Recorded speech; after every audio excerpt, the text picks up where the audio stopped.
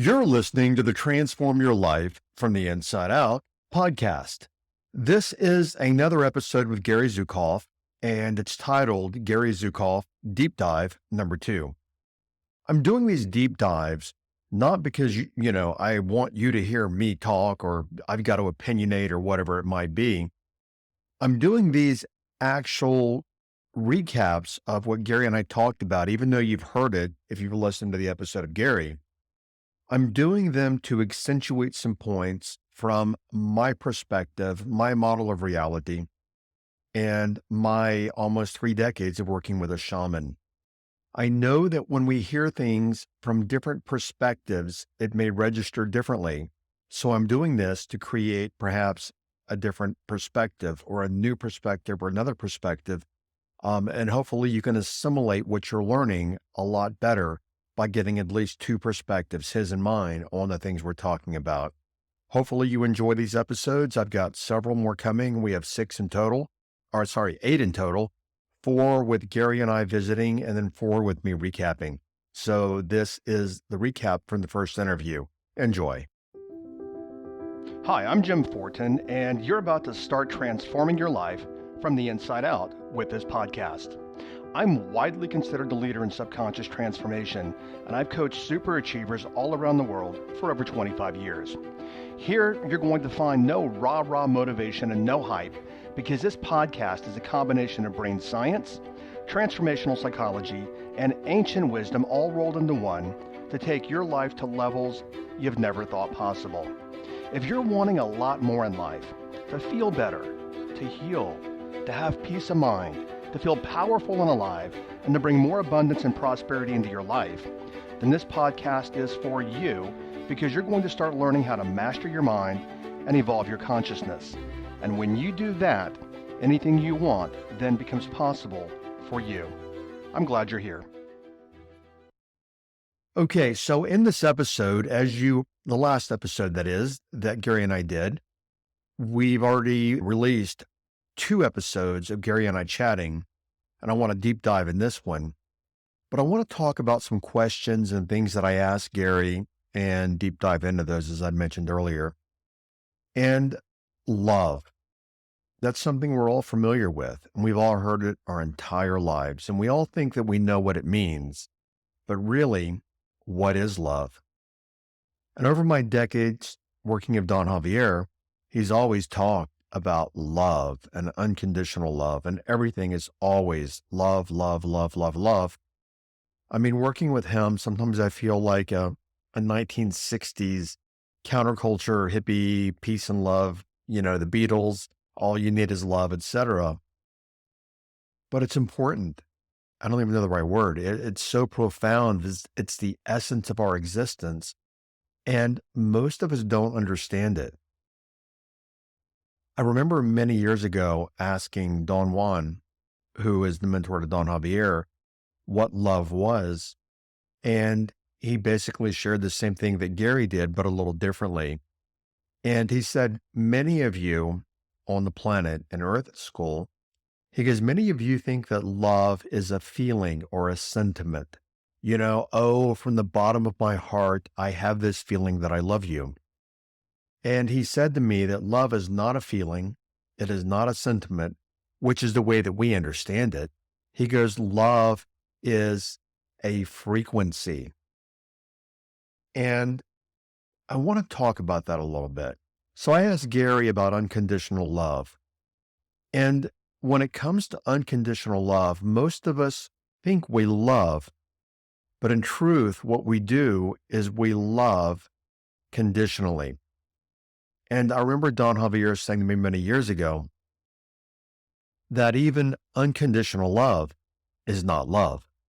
And then Gary and I talked about it. And as you heard him say in the last episode, love is love. It's as simple and profound as that. And conditional love, which is what many of us have, is conditional love, but that's not love. That is a variation. And Gary didn't say that. I'm just choosing a word there. It's basically like watered down love. And I can't think of a good metaphor right now, but let's say, for example, you look at gold, a gold bar. Gold and it in and of itself, 24 karat gold is pretty much 100% gold. But then you mix some other metal in with it, and it's no longer what it was. And the same thing with love. Love is love. But when you mix something in with it, conditions, it is no longer love. And Gary had mentioned that conditions are artifacts of the five sensory perception. So, my thought right now to share with you is think of someone that you deeply love no matter what.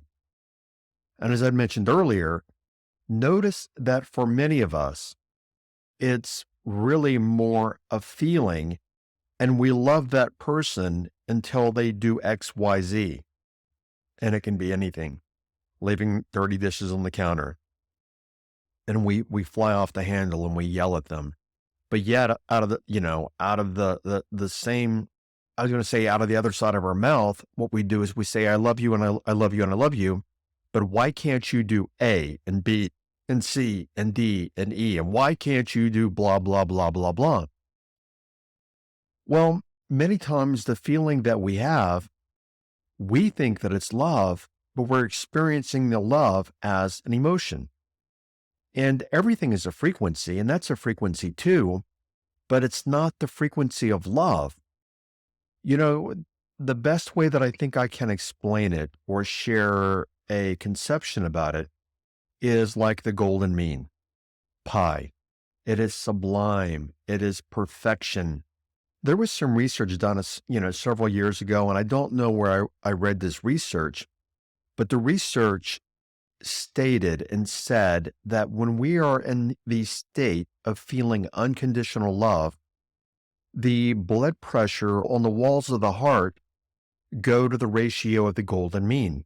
So to at least create maybe some understanding here, love is sublime. I mean, it's the most sublime thing in the universe. And as kids, we don't learn love that way. We learn love as the sentiment or the emotion, and then the sentiment or the emotion tied to a particular behavior. In looking at your own behavior, what you want to look at is, do I love people when they do certain things, but then I don't love them when they do other things? So I asked Gary, as you heard, and his opinion, plain and simple, what is love? And Gary said, and I love the definition, it's pretty simple. It's all inclusive. It supports without second agendas. And then he told a story, again, if you've listened, about being at Ram Dass's house in Maui, Hawaii. He developed, after their first meeting, a personal relationship with Ram Dass, who was a very impactful and influential spiritualist and spiritual teacher through a lot of the 70s and 80s and 90s. And I know a lot of them were friends. For example, Gary and his wife, his spiritual partner, Linda, lived in Maui, I believe, as did Wayne Dyer, as did Ram Dass, and perhaps a few others. But he mentions walking through Ram Dass's house and somebody also asking, do you love me more than that person? Do you love me more than that person, etc.? And Gary recounted a picture frame that he saw on the wall, and it had a little piece of dirty carpeting in the picture frame. And what he was saying is somebody was asking Ram Dass again, do you love this? Do you love that? Do you love this? Do you love that? Do you love the dirty carpet as much as you love me? And Ram Dass said, yes. But here's the thing, and here's the higher awareness for a lot of us. Let me back up here and share an example. Living in Sedona, I know it's a small town. If you live here, there's only 8,000 people that live here. And if you live here, you know a lot of people. You see them, we have a couple of supermarkets, but I go to Whole Foods and I know a lot of people that go to Whole Foods. I mean, I know most of the employees that work there, and I see a lot of local people. And if you don't know them personally, you see them quite a bit. And my massage therapist, Jacob, is literally one of the most compassionate and loving people that I know. And I was talking to another massage therapist at the gym one day, and he was saying how slow business was and how challenging it was. And the guy that I know named Jacob, he requires, he's this book requires a week notice. And I said, Jacob, how do you think that you create in this small town, you create this waiting list and you take a week to get in to see you? Yet this other person that we both knew was scrimping and, scratching and scraping for business. Now, both of them are equally gifted when it comes to body work because they both had worked on me. When one was busy, I'd go to the other and vice versa. And Jacob said to me, I bring so much love to what I do. So I ask you, the things that you do for occupation, do you bring love to it? Or do you bring the, I have to do it, this sucks, I hate this, I hate my life, I hate my job, etc. So what do you bring? Now, let me go back to Ram Dass and we'll take this apart a little more. So as Gary was relaying and I'm going to slow down here because it's so distinctive, is that Ram Dass was not looking at things and then placing, I'm going to say it in my words, he wasn't looking at things like the individual people that the person was asking about. Do you love this person and that person and this person and that person as much as me, or the dirty carpet? These were all external things. So Ram Dass was not looking at each thing and accepting or denying it. He was simply, as I feel oftentimes like my massage therapist Jacob does, he was basically sharing his consciousness. And my brother-in-law, Don Javier, in all the years that I've known him, I've never one time ever seen him angry. I've never seen him condemn anybody. I've never seen him maliciously belittle anyone at all or tear anyone down. He basically just allows. And he allows with an open heart, and he shares his consciousness.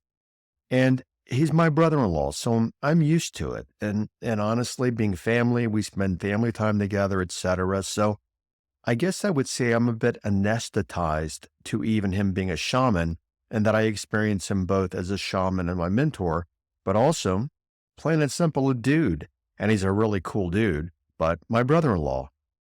I have seen people meet him and start crying. He just emanates. He oozes just love. And I even had somebody one time that I introduced to him. And when we left, that person said, "What did he do to me?" And I'm like, "What do you mean?" And that person said, "It feels like he punched me in the heart and opened it up." And then this friend just burst into tears.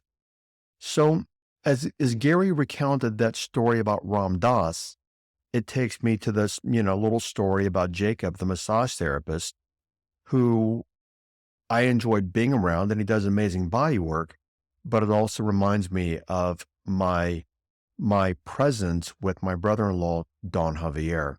He's that very same way. And you may remember in the very first episode of Gary, I said that talking to him is like spiritual comfort food. And I said, you feel good to be around. And he even recounted and said, well, I would like that too. I like to be around people like that. And what I want to point out is that Gary and I are developing a personal friendship and relationship. And I do love Gary very much. He's an amazing man, in my opinion. And Gary is that same eminent and emanating love, whether it be on a podcast episode or whether it be talking to him, just sitting here personally talking to him. He's the very same person that emanates love. So back to Ram Dass. Many of us think that love is a behavior. It's not a behavior. It is something that we are. Many of us think that love is an action. Oh, I want to show love to XYZ person, so I'm going to do XYZ for them. And it can be or manifest as an action, but love of itself is the frequency. It is the state of consciousness and evolution of the being. And, as we think back to Ram Dass, I don't know if I asked Gary or Gary said, but the question was Ram Dass making himself love all of those things? Meaning loving the carpet and loving XYZ person or person A and person B and person C or person D. Now, what I mean was Ram Dass applying himself, looking at people. Let's say he had 4 people at dinner saying, I love number 1 and number 3, but number 2 and number 4, they can be kind of a pain in the ass. I don't think so. I don't love them so much. That would be applying yourself and your thoughts to the person as opposed to being in that state of consciousness that is love. And the same thing with Don Javier, my brother-in-law, is the same way. He has said to me before, I love all people in the same way. But many of us, we love other people through their behavior. So I wanted to share that thought. And the question is, do you truly love people through their behavior? And is your love conditional? And if it's conditional, then it's not love. It's conditional love and love related to a behavior or your model of reality or your interpretation of reality, but it's not the divine essence of love. Now, what I want to point out also is all of us, including me, including Gary, including Don Javier, all of us are on the planet learning our lessons. We're in Earth school learning our lessons. We are just all learning different lessons and at different levels of evolution. So for me, candidly, there are many things in my life that I love. And there are things in my life that, candidly, I don't love. And that tells me I have a hell of a lot of work to do. And I've got a lot of evolution to do, not more, a lot of evolution to do. But, Gary's comment was, and it's very profound, is that the world is made of stuff. And then the question was, what kind of stuff are we made of? And a truism, because everything is consciousness, everything is electrons, neutrons, and protons. We are made of the stuff of the universe. Think about that. And you know that. I mean, that's why ashes to ashes, dust to dust. You are, molecular. The universe is molecular. We are made of the stuff of the universe. It could be my microphone. Everything is consciousness. Or this desk, which used to be alive, and it's still consciousness because it's still vibrating and it still has frequency. But the universe is made of stuff. And stuff is all things. And what Gary shared, stuff is love. Love is the universe. Universe is love. So ponder that. Love is the universe, and the universe is love. Okay, I want to segue from the episode for just one moment, and I want to ask you, where were you most stuck in 2023? What things held you back the most? When I ask people, why they're not getting what they want in life, people often say, well, I was stuck with XYZ. Or, and this may resonate with you, I feel stuck. If you're feeling stuck, one question I want you to ask yourself is, what is it costing me? What is it costing me to not resolve this and to battle being stuck?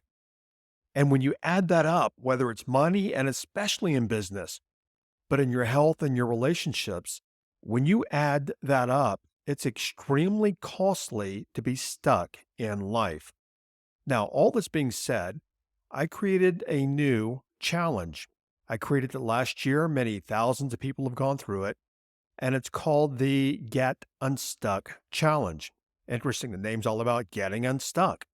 Now, in this challenge, it's a 9-day challenge, and I walk you through at a very profound, at a very spiritual, level, and even at a cosmic level. I walk you through who and how you're being as a being, meaning your presence on the planet. And when you understand that, when you understand the nature of you at a very deep level, now you might have heard me say be to have before, and that's more about 3D reality. Who do you have to be so you can do so you can have? But I'm talking, what does it mean to be? And then what is that power associated with that? When you understand that, you automatically get unstuck in life. This program, never offered it before to you guys. We're offering it now. I don't think we've offered it to the podcast and an ad. Maybe we have, maybe we have. I don't remember. Anyway, it doesn't matter because we haven't offered it a lot if we have. But we're offering the Get Unstuck Challenge again. It's only $97. Thousands of people have been through it and they rave about the results they're getting. And I know that you will do the same thing. So again, ponder the question, what does it cost me? What am I giving up? What peace of mind? What happiness? What money? What relationships am I giving up in life because I am stuck in my own crap? Now, as you're thinking about that, click the link, go to tcp.jimfortin.com/unstuck. Again, and we'll drop the link in the show notes, tcp.jimfortin.com/unstuck. Download the program, you get started right away, and your life will start changing dramatically. When you apply what you're learning in that program, your life will start changing in very dramatic ways, very, very quickly. And as a matter of fact, in the next 9 days. Okay, back to the episode. Next, we talked about incarnation. In my work with Don Javier, I've been shown so many things in my time, and a lot of it non-ordinary. And working with Don Javier, he's literally taking me on journeys outside of non-ordinary reality. And I am or have been exposed to non-ordinary realities, to see things, to experience things, to hear things, to feel things that are beyond the 5 physical senses. And I know that we don't die, mainly because I was at that doorstep in 2020. I know we do not die. Nothing dies. I know the deepest fiber of my being, everything is energy. Everything is consciousness. That is physics. Nothing dies. It simply changes forms. And Gary and I talked about incarnation, and we talked about incarnating and your task or your mission while you are here on planet Earth in Earth School. And Gary was talking about a being, a non-physical entity that is his guide, named Genesis. Now, I don't know if he ever talked about Genesis when he was on Oprah. He was on Oprah, I think, 36 times, and I think Oprah might have been even too mainstream for him to talk about getting information from non-physical beings and beings not on the planet. And he was told he had a mission. And what I want to share is that your soul incarnates voluntarily. Your soul was not made, was not forced, didn't lose a bet, didn't lose, whatever, like, oh crap, now I got to incarnate. I lost the bet. No, you choose to incarnate. And this is something I'm going to share with you, Gary's quote. Don Javier said the same thing, but in a different way. Because many years ago, I used to laugh and joke, and I'm like, what the hell? Why would I incarnate on this planet with so much hate and so much just vileness and nastiness and just the things that people do to each other? I don't get it. How do people burn other people and shoot other people in the head? And And how? I don't understand. And a question that I had is why? Why would I choose to incarnate? Well, this podcast is one of the reasons. But Gary said, and I'll dig into this, if you knew what needs to be accomplished to have a life on the planet, you would walk every moment with appreciation and gratitude. And millions on your planet are on the planet regret being on it. People who commit suicide that are not plagued by perhaps a mental illness, they're wanting off the planet. And even right now, a couple of years ago, I was asking Don Javier, why or what's causing the suicide rates to increase on the planet? And he was saying, well, we are evolving as a species, which Gary talks about us moving from a 5-sensory to a multi-sensory being. There we go. And Don Javier was telling me, you can look up the Schulman resonance. You can look up the magnetic poles on the earth, all this stuff you can find online. And he said human consciousness is shifting and raising to higher levels of consciousness. And some people that might already be predisposed to take their own life might even be more predisposed. And he actually said they would probably be more predisposed given the higher frequencies on the planet, and they can't manage the frequencies. But where I was going here is Don Javier told me years ago, in his own words, he said metaphorically, he goes, there's a waiting list of beings that want to incarnate on this planet. We were even talking, he and I, about the ascended masters. That would be Lord Sananda. His name is Lord Sananda Ra. You may know him as Jesus Christ, but his cosmic name is Sananda Ra, Sananda Ra. And he says, once the ascended masters have left the planet, they can't come back.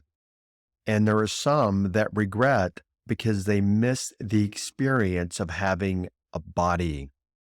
And we don't often think about that, but what's the experience of having a body? So Gary and I went on the talk, and he said, before incarnation, each soul confers with other souls before it incarnates.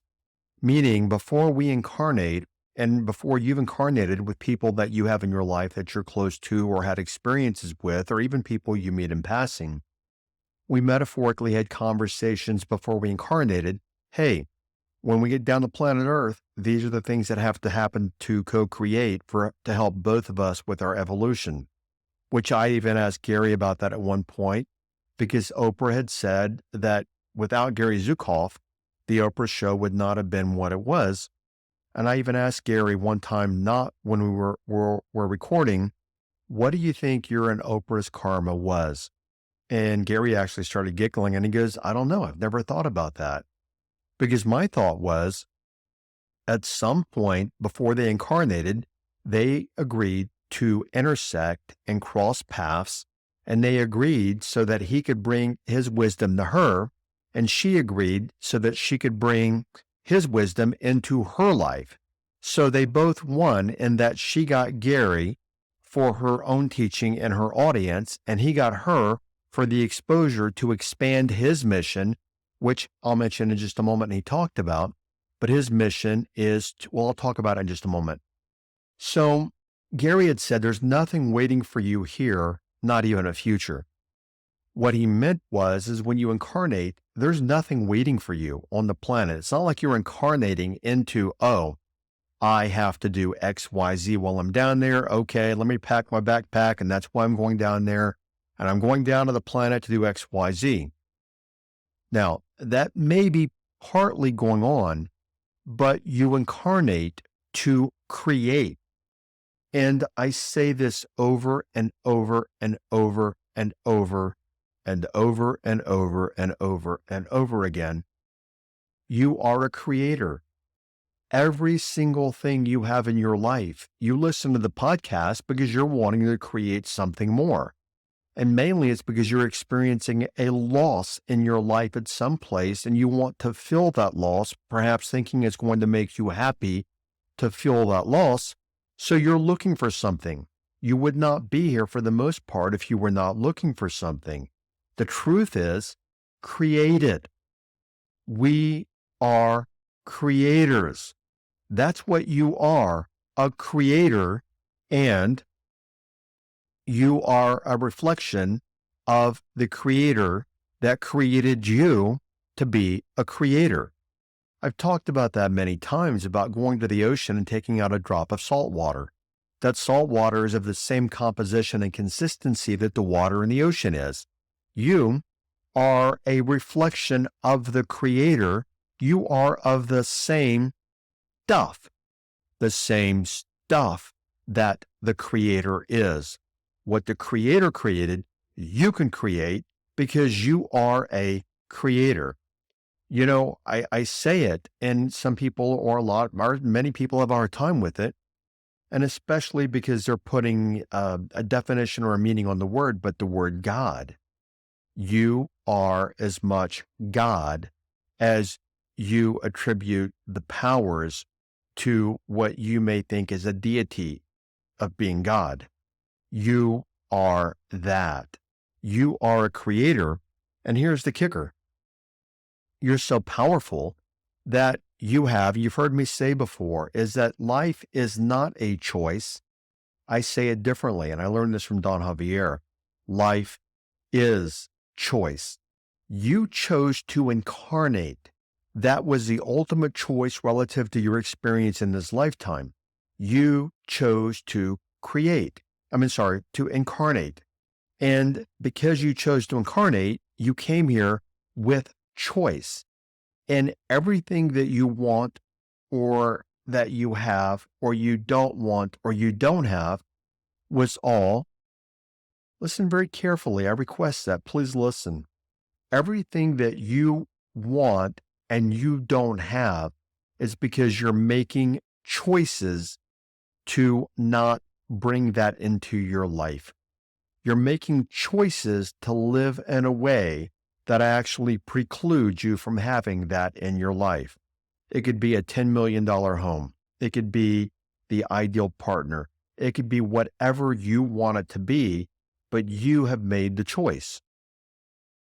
Talking about choice, something else I want to mention, and I've said before, I'm going to slow down here, is there is only, as I have been taught, and I know this at a soul level, there's only love and fear.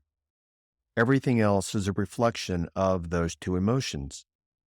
And what we have to look at in those states of being, what we have to look at, and I'm just going to tell you where most of you make your choices from. And I was the same for many years of my life with that. Do you make your choices from love, or do you make your choices from fear? So think about that. Do I make choices from love, or do I make choices from fear? And if you want to talk about the material world, most of you make your choices from fear. I can't do X, Y, Z because I'm afraid of ABC. I can't go into coaching with Jim and work with Jim because I don't have the money, and I'm afraid that I can't make it back up, or I won't make it back up in time, or whatever it might be for you. I cannot do X, Y, Z because of blank. That is a choice that is being made from fear. So Gary went on to say is that soul gives to the incarnation the part of itself that it desires to heal through the incarnation in earth school. Something that Don Javier told me is that, and I mentioned it on the podcast before, is that we have to be in matter. Non-physical beings cannot manifest on the physical plane. We must be in physical body to manifest on the physical plane. So you being in earth school, you are in the physical body. You have the God-given power to manifest and create to the same degree that divine mind, call it God, divine mind, Yahweh, whatever you want to call it, you have that power. And then Gary went on to say as well, you might have heard this, I'm sure you did, maybe you did, I don't know. We have a sacred contract when we come to the planet. I remember Don Juan Matus, who was the mentor to Don Javier. He was Don Javier's benefactor, meaning mentor. He was also a sorcerer and a shaman and in the wall. And Don Juan once said to me back in the late 90s, he used to call me Jaime, when he would connect with me, he would call me Jaimito. And Don Juan was and lived all of his life in Mexico. And Jaimito is young James in Spanish. So he would call me Jaimito. And he said to me one time, Jaimito, the most important thing I ever did was I decided what I needed to do before I crossed over. The most important thing I ever did was I decided what I needed to do before I crossed over. Now, what he meant by crossing over is leaving the planet, crossing the veil, leaving the physical body.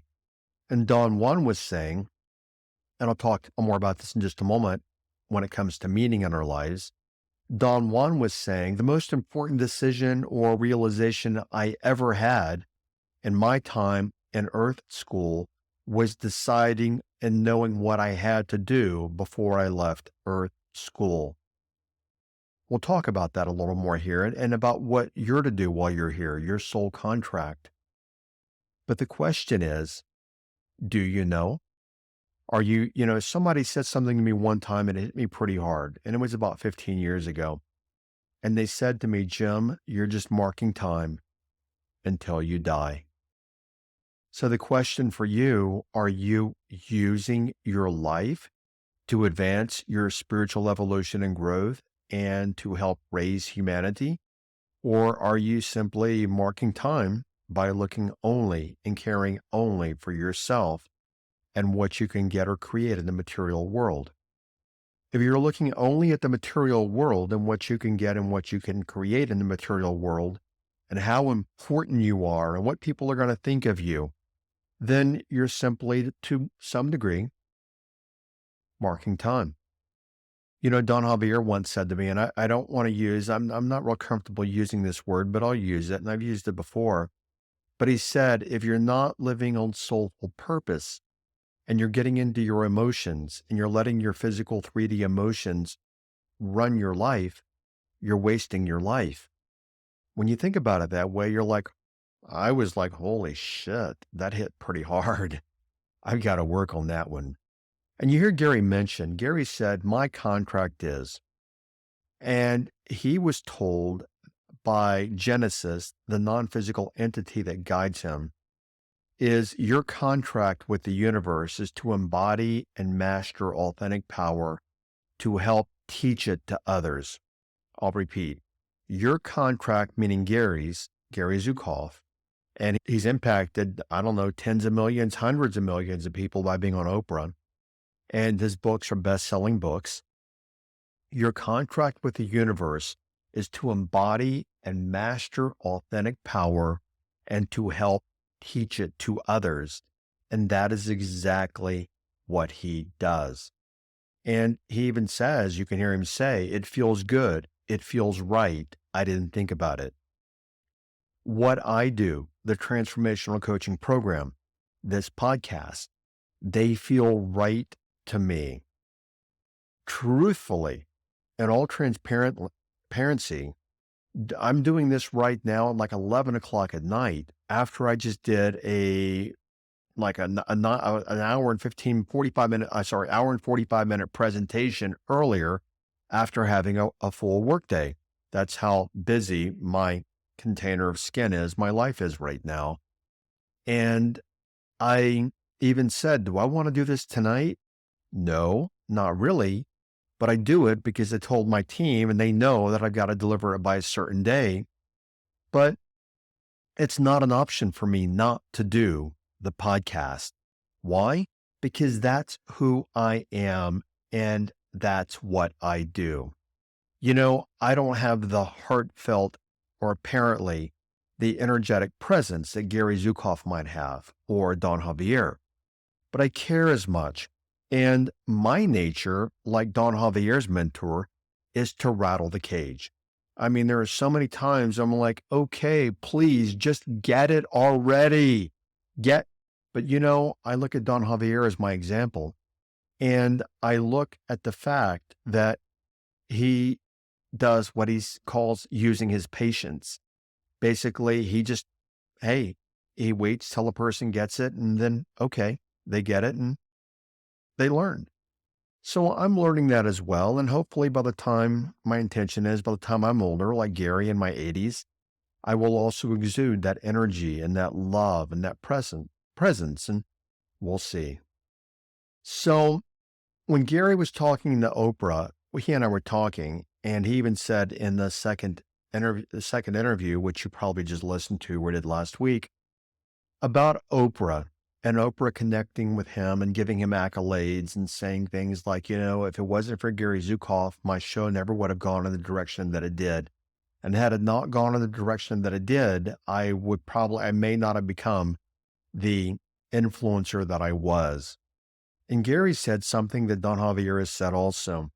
And I do kind of in my own baby way, and I'm learning and I'm pretty good at it. But Gary said I never took it personally, meaning her having him on the show, he knew at some level it was a soul contract. And Don Javier says when people give me, I'm going to use my word, not his, but when they aggrandize him and they give him kudos and thank you, Don, and thank you for helping me with this and that and this and that, I've never seen him bend over backwards and go, oh, okay, you're welcome. And yeah, yeah, yeah. No, he simply just smiles, and it's a very soulful, very gentle smile. And that's generally the end of it. And Gary got that message by working with Oprah. And being on Oprah, he recognizes it's not about him.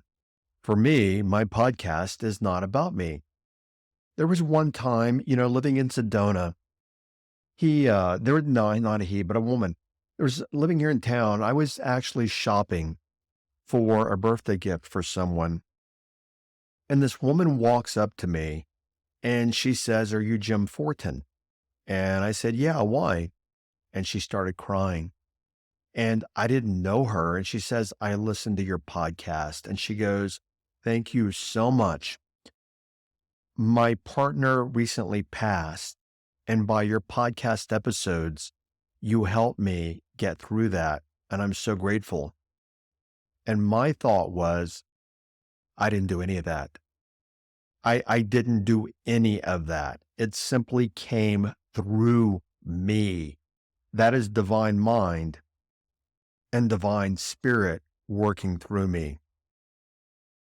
What I want to share with you, if you're doing things and you're looking for the aggrandizement and the accolades, and you're looking for people to pat you on the back and to praise you and all those kind of things, I would venture to say that you're doing it for the wrong reasons, whatever it is that you're doing. You're doing it for the accolades and the kudos and the satiation and the pleasure of the five senses and the personality and the human ego. So do what you do from the heart. And then Gary said on the podcast, and we'll start the wrap up here, is if you want to know what your inner contract is, and I run into so many people, and I tell people that your purpose on the planet is not a vocation. You probably have heard me say that. Your purpose is to be. That's your purpose. What you do is your activity and behavior while your purpose is being executed in being here, or being fulfilled, not executed, but fulfilled in being here. So Gary said, if you want to know what your inner contract is, follow your meaning. That leads you to love. It leads you to creating or the creation of authentic power and aligning with your soul. And then I look at Mother Teresa, for example, and I mentioned her before. Mother Teresa, she did her contract. She did what she was supposed to do while she was on the planet. We have free will. We have choice. Mother Teresa could have come and she could have said, nah, that leper stuff and helping the poor and caring and now all that, I'll pass on all that crap this lifetime. I basically want to learn to buy real estate and I want to buy multifamily properties and build a real estate empire. Could she have done that? Absolutely. But she lived her soul contract. As it is right now, I'm living my soul contract. And I'm asking you, I talked about on a former episode, what makes you matter? Because see, what makes you matter is what gives you meaning. What gives you meaning is your soul contract being tapped into and recognized. If you hate your job, hint, hint, hint, it doesn't make you matter and it's not your soul contract. I see so many people in TCP, the Transformational Coaching Program, and they want to live their soul contract. They want to live in higher mind, soulful evolution. But they are so white-knuckled, hanging on to their job for fear, for fear, for fear. And remember I said earlier, see, they're making choices and they're hating their job, but they're doing it through choices.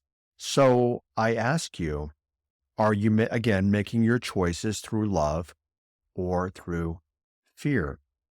So think about what makes you matter. And for the majority of the population, it's they're either survival based or they are 3D based, meaning the homes and the cars and the accolades and the praise and all these things that satiate the five senses, the human identity and the ego. But none of these things are of the soul in terms of the soul contract.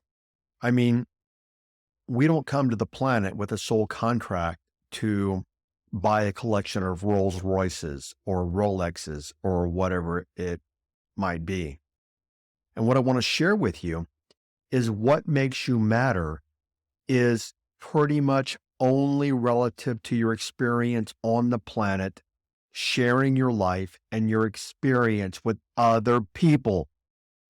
It's not about the money and the homes and the cars and the ego and that identity.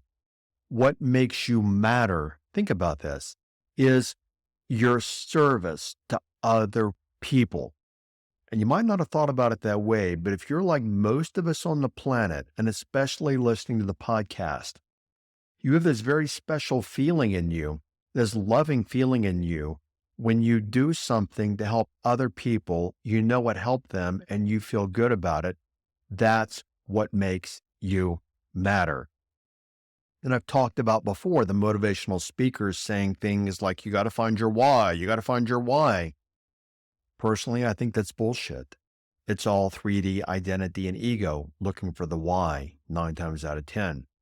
What I find is when you find what makes you matter on the planet, then you have found your soulful calling.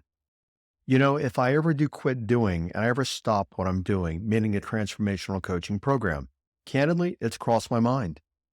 And if I ever stop the podcast and doing it, candidly, it's crossed my mind, despite the fact that it's in the top 1/10 of 1% of ranked podcasts in the world in 2 categories. For me, it has to matter. For me, it has to be important. And if I ever feel like it's not, then I'm going to look for, okay, what makes me matter? And what makes my heart sing tremendously? And don't judge. It's not your place to judge me, and it's not my place to judge you for this. But what makes me monumentally happy is animal rescue. I absolutely love animals. And if I stopped doing what I was doing now as a vocation, I would definitely buy like a kennel or have one put up on my property, and I've got plenty of space where I live. I would build a kennel and start a dog rescue place where stray dogs can come and be rehabilitated and be introduced to forever families. that makes my heart sing. Will I do it? Will I not do it? Who knows? But all that matters is, like Don Juan, I know what I'm supposed to do, and that can change as I evolve and grow. The same thing for you. I know what I'm supposed to do before I cross over. Okay, that wraps up this recap. Thank you for listening. And then the next episode posted, obviously, will be another chat with Gary and I. And eventually, I'm excited to get to these episodes because Gary's two favorite topics, which are also mine, are love and death. And as I've said, you probably have heard me say, and you're probably like tired of hearing it, the most powerful thing you can do is intimately understand the concept of death. That is your greatest advisor. Death is your greatest advisor. And Gary and I are going to be digging into that soon. Okay. Thanks for listening, and I'll catch you over on another episode. Bye-bye.